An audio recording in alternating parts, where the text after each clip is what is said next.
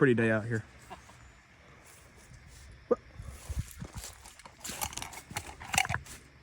Chris, what are you doing? I'm going to show you how to do the Mad Minute with this Lee Enfield 303 Brit. Are you excited? After the video, right? So what? We're going to do the Mad Minute after the video, right? So we do the shooting after the video. Yeah, that's kind of like what we do here. Yeah, that's right. I'm just loading the magazine for you. Oh, okay. Okay, yeah, that's what I thought. Yeah. Mad Minute is coming up. Hey guys, welcome back to the show. Chris Hall 2915 here with my editor-in-chief, Caden. Thanks for coming back, Caden. Chris, always a pleasure. I'm glad to be on the show. I love doing this stuff. Oh, awesome. Awesome.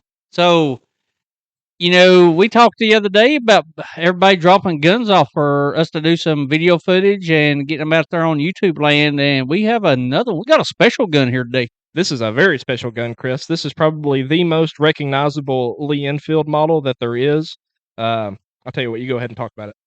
You know, I don't have that much to say about it other than this is a very gorgeous gun. It's very beautiful. The customer, he's told me his story on this gun, and I don't think I'm going to share with the general public. He shared with me, and I'm just going to keep that to myself.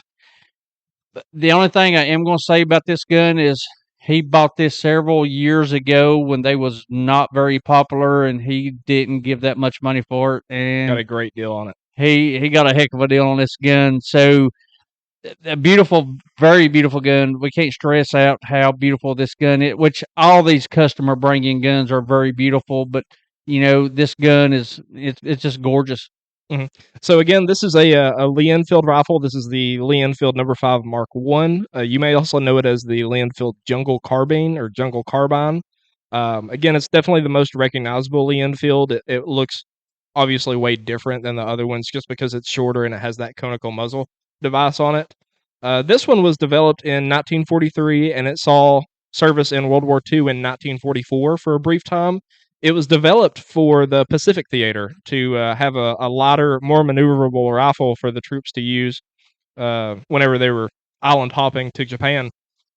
And not only did it see service in World War II, it was also used in Malaya against the insurgents in the 50s and 60s, whatever the Brits called that war. I'll probably put it up here somewhere. And it was also used in the early stages of the Vietnam War. And so obviously this is shorter and lighter than the Lee Enfield No.4 Mk1, No.3 Mk1.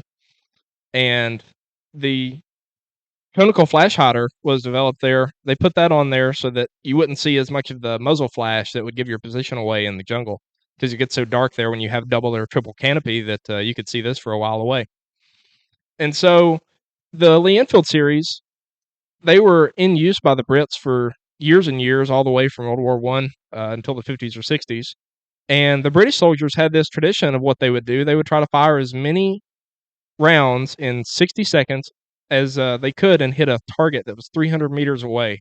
I read earlier, Chris, that the record for that, the record for what they called the Mad Minute, was, I think it was 38 hits on a 12-inch target in 1 minute at 300 yards. Now that's going to take some practice. It took a lot of practice. They actually, let me get up here on it. I'm going to show you how they did it. Not that I'm an expert, but I read that they would use their thumb and their index finger to grip the bolt, and then they would use their middle finger to actually actuate the trigger. And so that made it a lot faster whenever you're actuating it, and they would keep their middle finger down here on the trigger to shoot it off. Yeah, I can kind of see how that would, benefit from the shooting rapid fire. Are you saying that they could do these in full auto? Yeah, pretty much. I mean, 38 rounds in 60 seconds. That's really impressive for a bolt gun. That's very impressive. Yeah. Try that with your Remington 700 or Winchester. Try that with your Savage Axis, guys. Hey, even with you love SKSs, Chris. Imagine hitting 38 targets, or a target that was 12 inches in diameter 38 times in 1 minute with that SKS at 300 yards. That's crazy. Oh, but I could do it. Yeah, Chris could do it just fine. You better be able to with the SKS. You got enough of. You got to. That way you could keep back all the haters.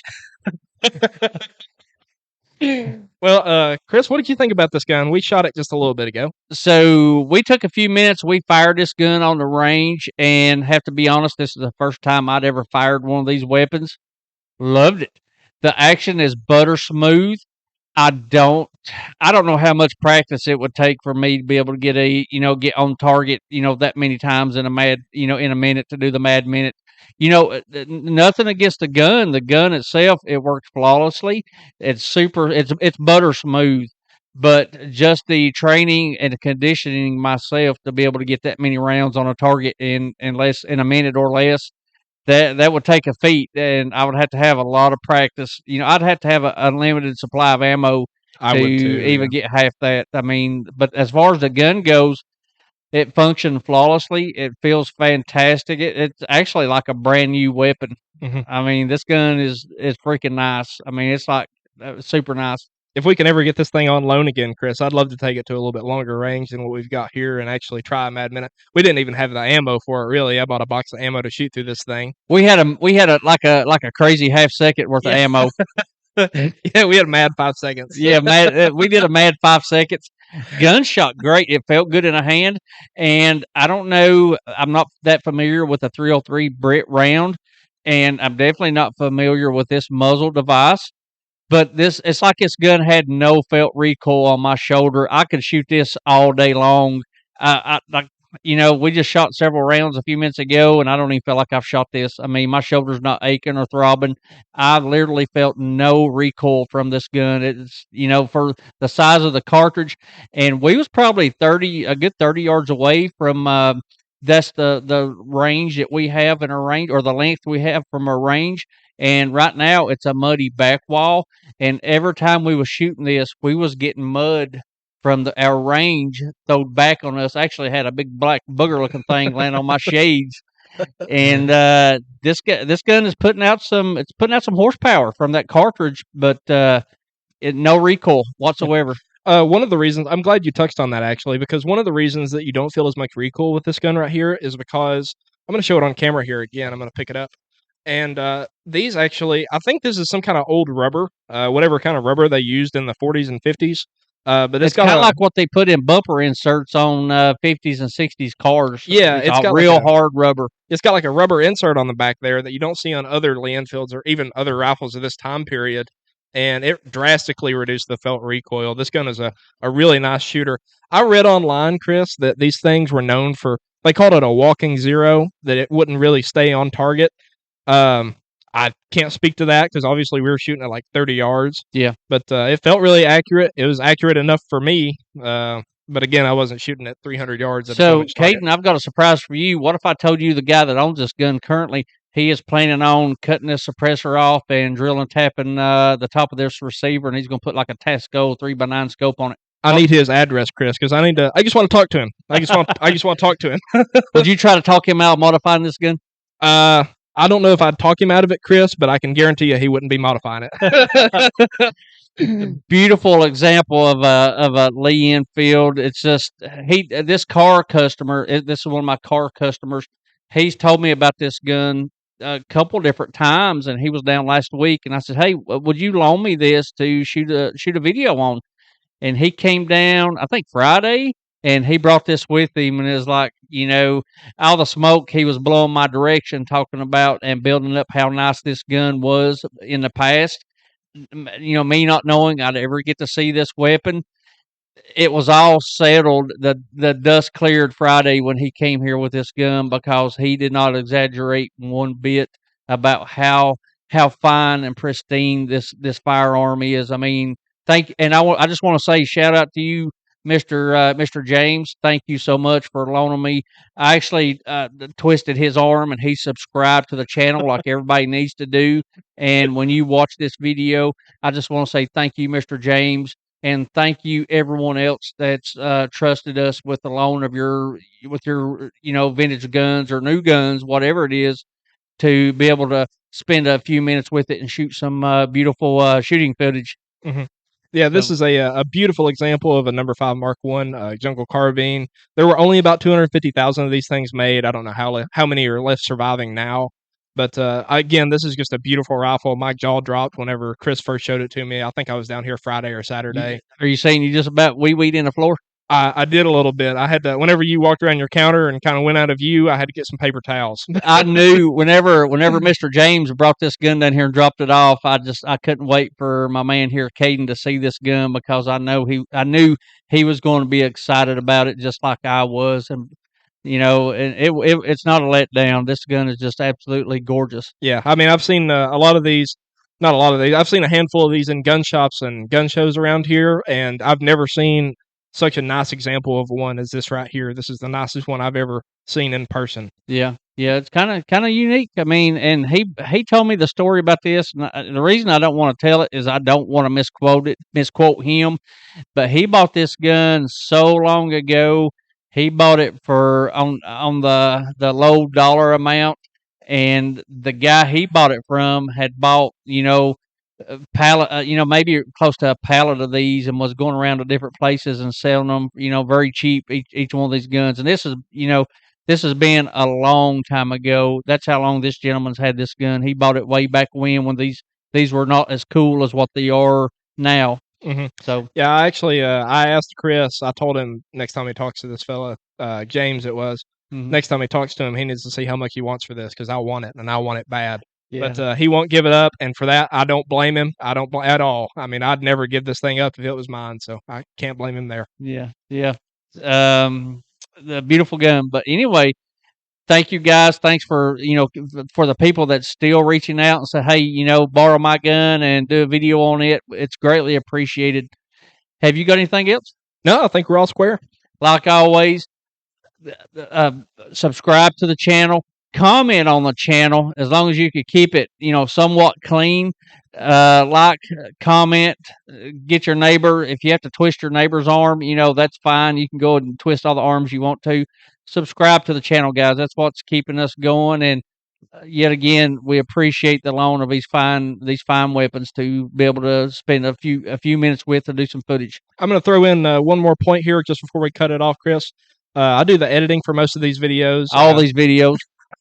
But if you have a comment with some constructive criticism, I greatly appreciate it. If you want to say some nice things, that's great too. If you want to say some nasty things, well, I know where the delete button is. I can take the bad things. It don't matter. It'd be okay. You can take the good with the bad, I guess. There we have the facts of life. The 70s TV shows. Anyway. But again, thanks for watching. So, I mentioned earlier, before I was interrupted by my editor, thanks, Caden, for interrupting me. I was going to show you guys how to do the Mad Minute, and here we go. I'm going to try my best. It's been a long time. We have the Jungle Carbine and 303 Brit. You ready? Oh yeah.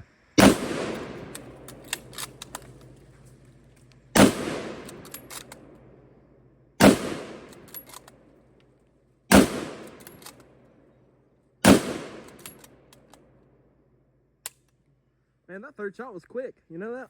The third shot was very quick. I'm a little rusty on these Brit rifles. But yeah, it's been a while since you saw a British Army service, huh? It's been a minute since I've seen a British Army officer.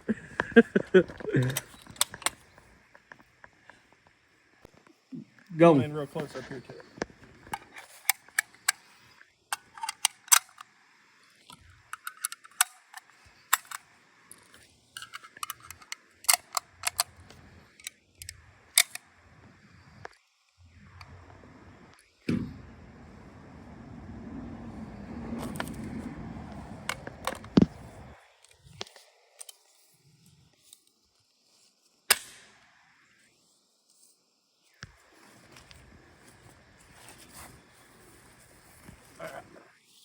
Ready? Yeah.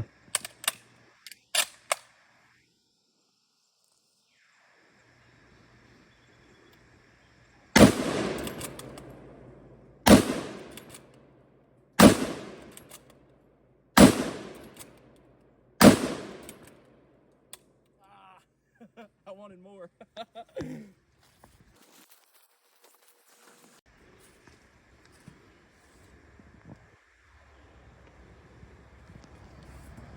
Check that out.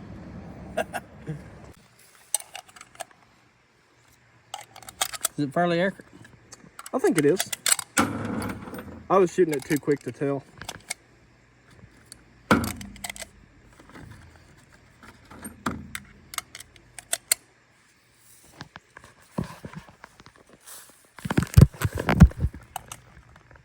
Other way. There you go. I've had to smack it in every time. Yeah.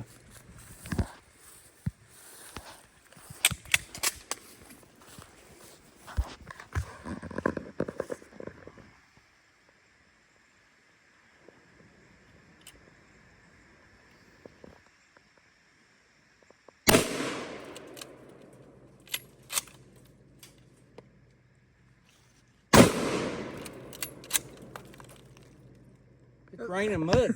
I felt it in my hair.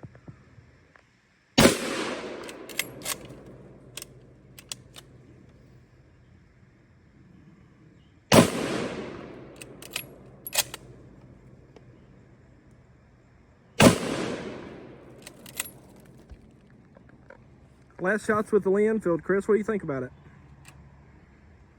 Perfect. Love it.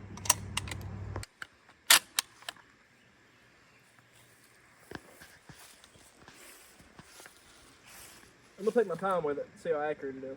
Okay.